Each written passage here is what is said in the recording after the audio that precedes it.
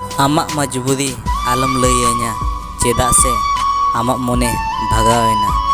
इन बाडाय किइं आमाक खाली खाली एड़े दुलड़ बाडाय किइं तेहें एटा होड़ा दुलड़ खातिर तेहें इᱧᱟᱹᱜ दुलड़ तपुदिया आम इनके मेता लेदिᱧᱟᱢ जी जीवन आलांग सावतेलांग तहेना तेहें इनके बकित आम ताला टांडी रेम बगियिᱧ कना।